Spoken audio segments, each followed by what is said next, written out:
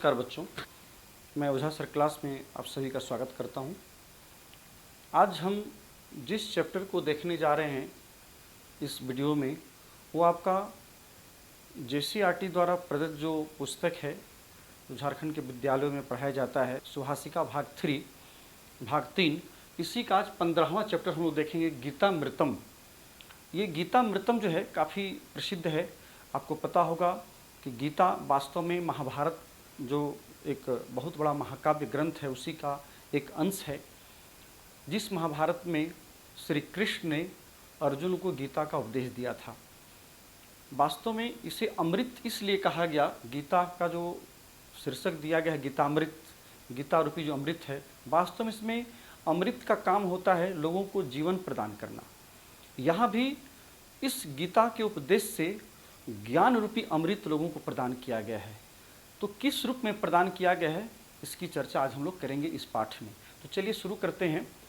पहला इसमें है, देखिएगा, देव द्विज गुरु प्राज्ञ पूजनम शौचमार्जवम ब्रह्मचर्य महिंसा च शरीरम तपः उच्यते। यहाँ पर कहता है देव द्विज, देव कहते हैं जो देवता हैं, जो ईश्वर हैं। द्विज हो गया, ब्राह्मण को द्विज कहते हैं। गुरु जो हमारे गुरु हैं, प्राज्ञ जो विद्वान लोग हैं। कहते इन सभी की पूजनम, हमें पूजा करनी चाहिए, इनका आदर मान सम्मान हमें करना चाहिए। और क्या, ये तो कह दिया कि ये वास्तव में आदरणीय होते हैं, इसलिए इनका मान सम्मान हमें पूजन करना चाहिए, इनकी पूजा करनी चाहिए। किसकी? देव जो देवता हैं, जो ब्राह्मण हैं, गुरु हैं, जो लोग विद्वान हैं, प्राज्ञ हैं, ऐसे लोगों को जो है हमें उनकी पूजा करनी चाहिए। और शौचम मार्जवम, शौचम कहते हैं पवित्रता को, शौच मतलब पवित्र, और मार्जवम मतलब जो सरलता से युक्त है, जो सरल स्वभाव का है, और जो ब्रह्मचर्य व्रत का पालन करता है, और जो अहिंसक है, जो हिंसा जिसने पसंद नहीं किया है ना, जो अहिंसक स्वभाव का है। कहता है कि वास्तव में इसी को जो है वो कहता है कि शरीर का तपस्या कहा गया, शारीरिक तप कहा गया। शरीरम तपः उच्यते, यहाँ पर देखिएगा संधि विच्छेद करिएगा तो तपः जुड़ उच्यते, बाद में स्वर वर्ण उ आया है, इसलिए यहाँ पर विसर्ग का लोप हो गया है। तो तपः जुड़ उच्यते इति तप उच्यते, इसी को शारीरिक तप कहा गया है। वास्तव में यहाँ आप देखेंगे तो श्री कृष्ण ने जो अर्जुन को उपदेश दिया, उस अर्जुन के उपदेश में इन्होंने तपस्या के भेदों को बताया कि कितने प्रकार की तपस्याएँ होती हैं। यहाँ पर इसी क्रम में उन्होंने एक शारीरिक तपस्या की चर्चा की, जिसकी चर्चा भी हमने आपसे की है। इसमें कुछ संधि के भी शब्द आए हैं, जैसे शौचम प्लस आर्जवम, ब्रह्मचर्यम प्लस अहिंसा, तपः प्लस उच्यते। ये इसमें तीन जो है संधि के पद हैं। तो इसमें हमें लगता है इसका अर्थ क्लियर हो गया होगा आपको। नेक्स्ट हम देखते हैं 2, कहता अनुद्वेग कर्म वाक्यम सत्यम प्रियहितम चयत स्वाध्यायाभ्यसनम चैव वांग्मयम तप उच्यते। इसमें देखिएगा कि वाणी रूपी तप की चर्चा की गई है। लास्ट लाइन से पता चलता है वांग्मयम तप उच्यते। वांग्मय कहते हैं वाणी को। तो वाणी रूपी तपस्या क्या है? इससे पहले आपने शारीरिक तपस्या की बात श्री कृष्ण ने की थी। अब जो है यहाँ पर वाणी रूपी तपस्या किसे कहेंगे, इसके विषय में इन्होंने बताया है। कहता है कि अनुद्वेग कर्म, अनुद्वेग कर्म से तात्पर्य है, एक शब्द है उद्वेग कर्म। यहाँ देखिए मैंने लिखा है उद्वेग कर्म। उद्वेग कर्म मतलब उद्वेगम करोतीति उद्वेग करह, जो उद्विग्नता को उत्पन्न करने वाला होता है। ऐसी बात किसी ने आपसे कह दी कि आपके मन जो है पूरा उद्विग्न हो गया, बेचैन हो गया, है ना, तो वैसा नहीं। कैसा? कहता जो उद्विग्नता को उत्पन्न करने वाला नहीं है, अर्थात क्या है? अनुद्वेग है। अन लग गया निगेटिव अर्थ में, जो उद्विग्न करने वाला वाक्य नहीं है। यहाँ पर ध्यान दीजिएगा, ये वाक्य से यहाँ तात्पर्य है शब्द, वाणी। तो इस वाक्य का यहाँ पर ये सभी के सभी विशेषण आए हैं, प्रियम हितम सत्यम अथवा अनुद्वेग कर्म। तो वही कहा कि जो उद्विग्नता को उत्पन्न करने वाला वाक्य नहीं है, शब्द नहीं है, सत्य पर आधारित है, सत्य से युक्त है, प्रिय भी है और हितकारी भी है। ठीक है ना? ऐसे वाक्य जो होता है, ठीक है, वो कहता है कि वास्तव में इसको वाणी की तपस्या के अंतर्गत रखा जाता है। और इसके साथ है कहता स्वाध्याय, स्वाध्याय कहते हैं जो हमारे वैदिक ग्रंथ हैं, जैसे वेद है, उपनिषद है, गीता है, रामायण, इस सभी ग्रंथों का जो हम अनुशीलन करते हैं, जो अध्ययन करते हैं, ये इसी को हम लोग स्वाध्याय कहते हैं। इससे हमें उन सभी ज्ञान की प्राप्ति होती है जो हमारे जीवन के लिए उपयोगी होते हैं। इसलिए स्वाध्याय करना चाहिए। वही कहा स्वाध्याय, और स्वाध्याय करने के साथ साथ उसका अभ्यास करना चाहिए। स्वाध्याय जोड़ अभ्यसनम, स्वाध्यायाभ्यसनम, उस स्वाध्याय का जो हम ज्ञान प्राप्त करते हैं, उस ज्ञान की बार बार पुनरावृत्ति करने से हमारे संस्कार में वो चीज़ें आ जाती हैं। इसलिए कहा कि उसे हमें बार बार जरूर उसे अभ्यास में रखना चाहिए। कहता इसी को जो है शैव, च जुड़ एव शैव, वांगमयम तपः उच्यते, इसी को है वाणी की तपस्या कही जाती है। मतलब इसमें जो सारी बातें बताई गई, एक यदि आपसे कोई पूछे कि भाई ये वाणी का तप किसे कहेंगे, तो एक तरह से कही कि वाणी का तप उसी को कहेंगे, वैसे वाक्य को कहेंगे वाणी का तप।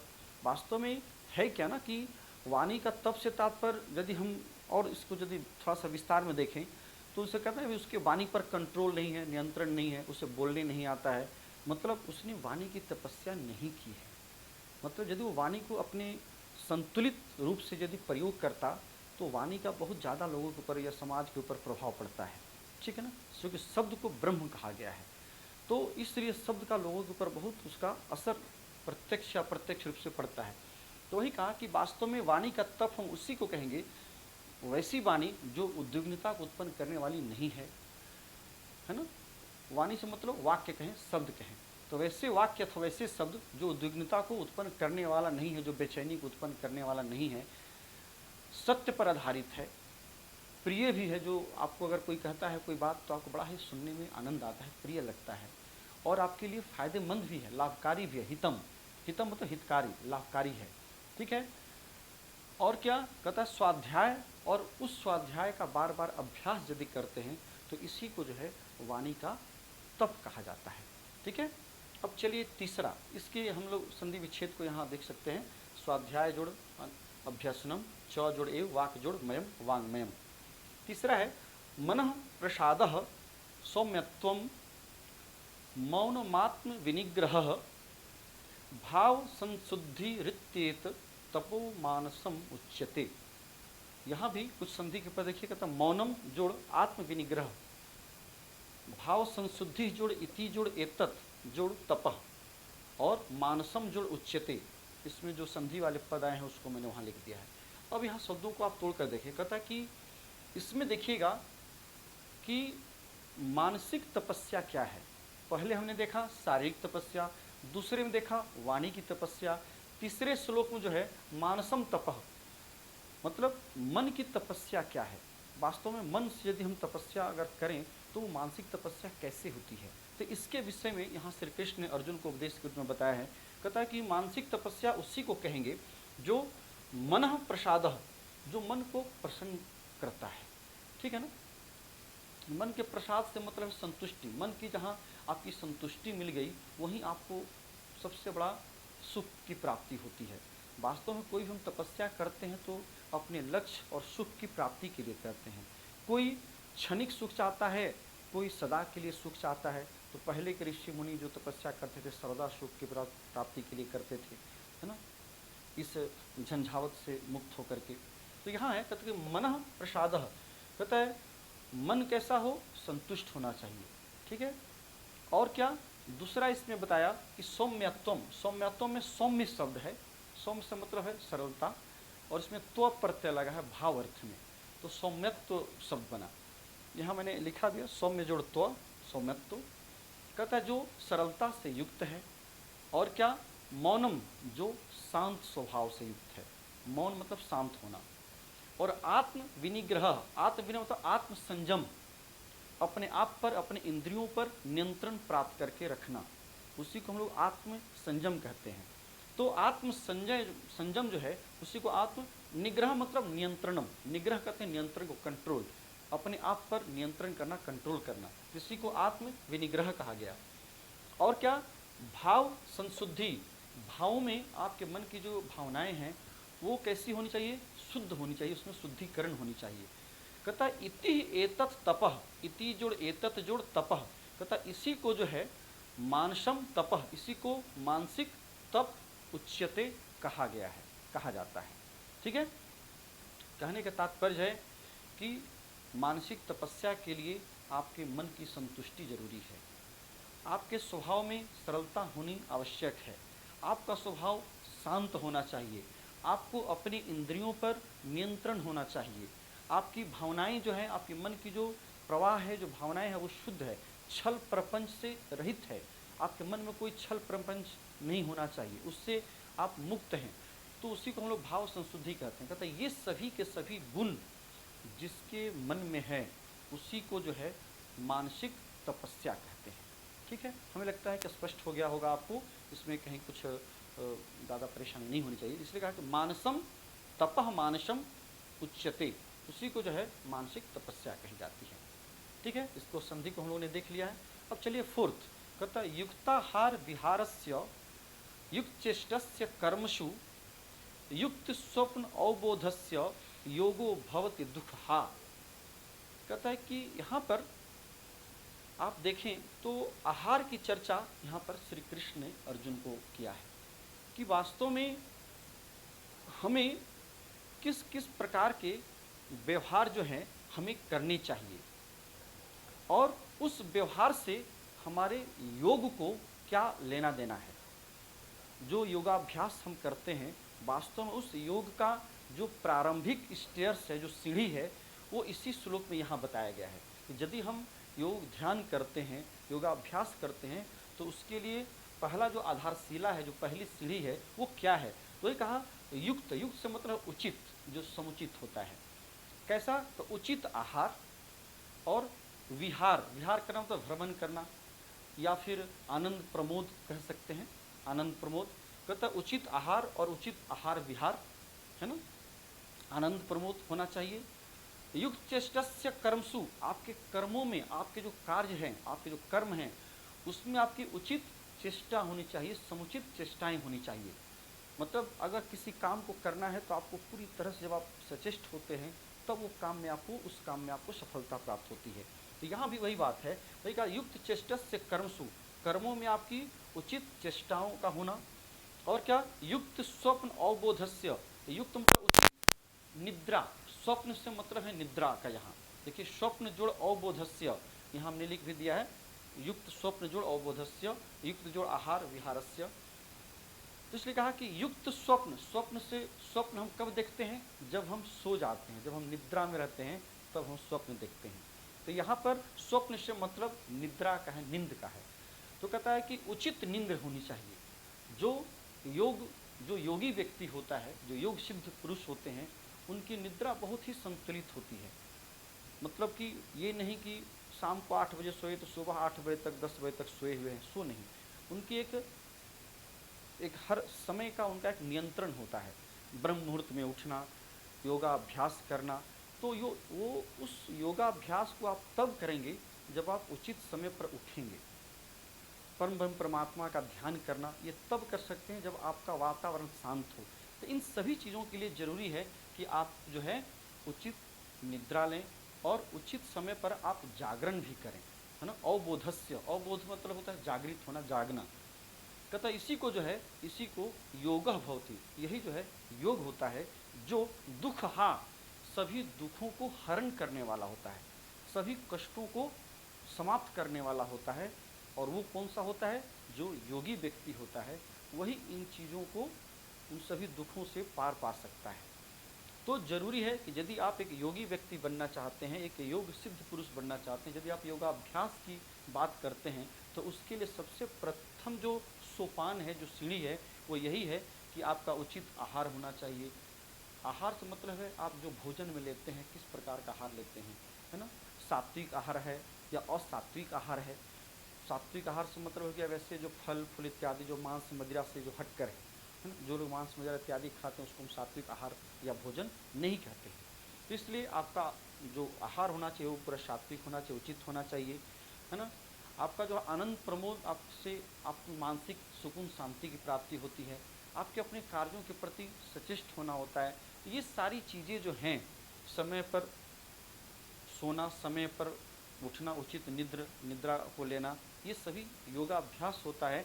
और इस योगाभ्यास से जो है, इसी से जो है दुख की समाप्ति होती है, दुख दूर होता है। अब चलिए ये नेक्स्ट 5वां, तेजः क्षमा धृति शौचम द्रोहो नातिमानिता भवन्ति संपदम दैवीम अभिजातस्य भारत। भारत यहाँ पर अर्जुन के लिए संबोधन आया है।